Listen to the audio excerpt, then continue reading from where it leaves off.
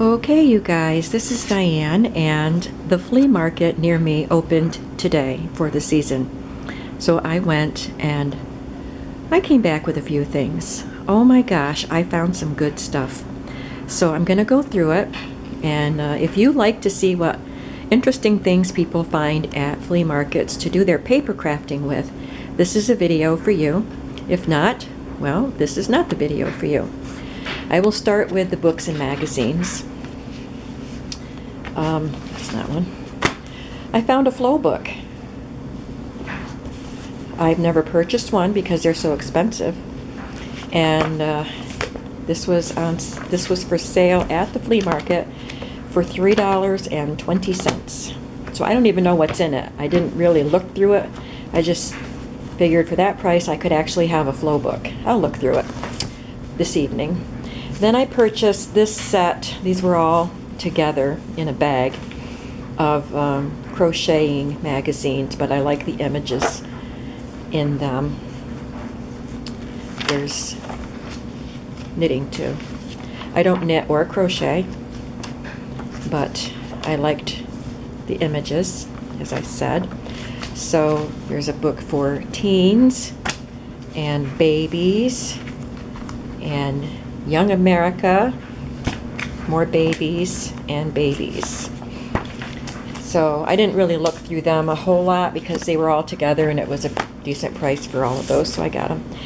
Then this magazine I've never heard of, Pictorial Review, and it's December 1934.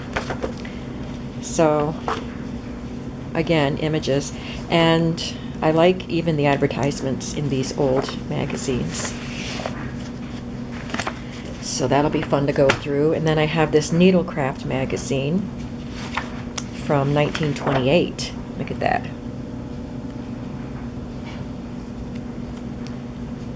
I'm trying to turn the page and it won't come. I should have done the Roaring Twenties swap on Junk Journal Junkies. That book would have been good for it. And then this Life magazine from 1966. Okay, I think that's it for magazines. This pile right here was in a special section. Sorry, this was in a special section that were 2 for $1. And look what I found in that section. I'm holding my camera instead of putting it on the tripod, so I'm trying to do everything one-handed. So this is a lawyer's stamp and his notary stamp. Same guy's, same name, but this one's for the notary.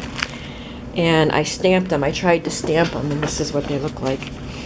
So they stamped real good, and I thought I could use them when I'm making my fake vintage ephemera. Then there's another, just a handle. The rubber is gone, but I could probably attach something for doing the distress ink rubbing. And then this. Did it seal itself again? I think this is for doing the wax impression, but there's nothing on the bottom of it. But 50 cents for all of those. And then 50 cents for this. What's the date on this? I don't see the date, but I think it's Italian. It's an Italian book, and this was 50 cents. So just show you that. I don't even know what the cover looks like. It was covered up with this brown paper bag. Exploring the Old World. This is a student book. Well, it's a school book, but it's a teacher's edition, so the answers are written in red. And I just grabbed this because I had an odd number, and they were two for $1.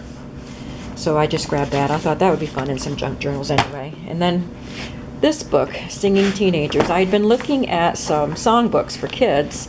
They were hardcover books, a little bit smaller than this, and just nice books, and they had pictures inside, but they wanted $4 or more for each book, and I do have music, so I didn't want to do that, but this was 50 cents, so I went ahead and picked this up. It's a nice good size too.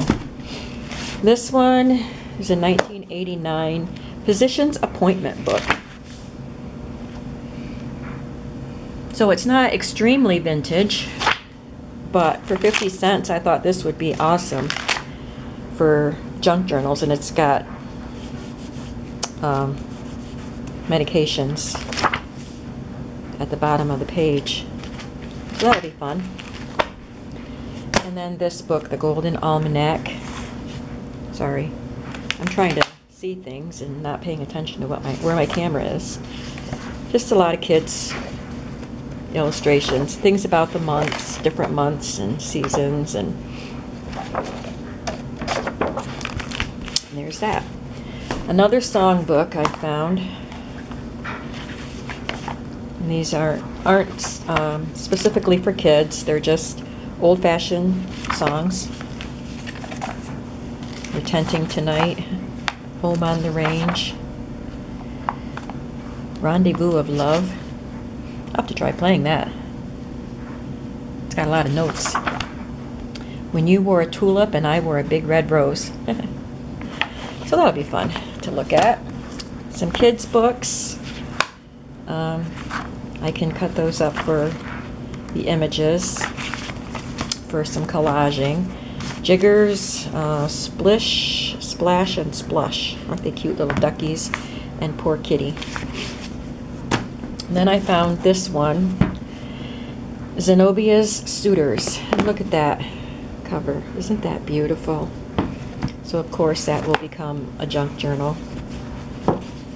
It's got a nice thick spine too, so that's enough to put in probably 3 signatures, so I'll keep that intact. I'll have to reinforce it because spine is rough, so I will reinforce it, but I will keep the spine. This is a children's book. Most of the children's books like these were a little more than I wanted to pay, but this one was a thinner one and it has some really nice pages. I can make a lot of fun things with these. Make tags out of those and use the images.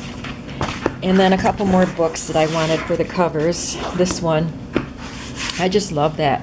The brown corners and the brown spine. The Wit and Humor of America. Look at that pretty spine.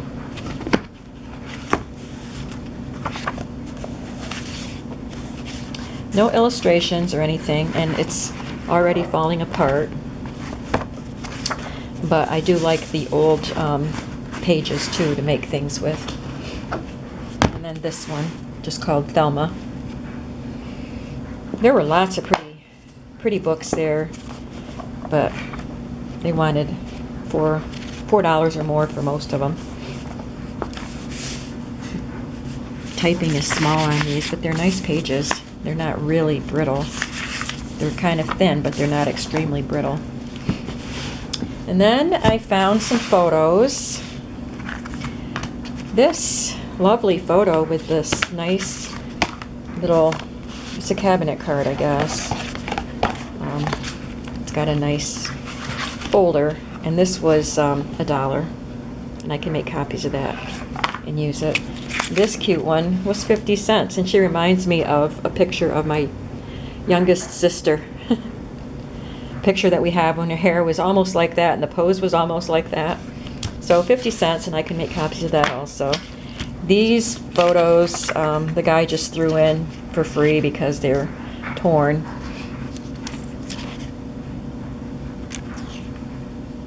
And then I paid for these.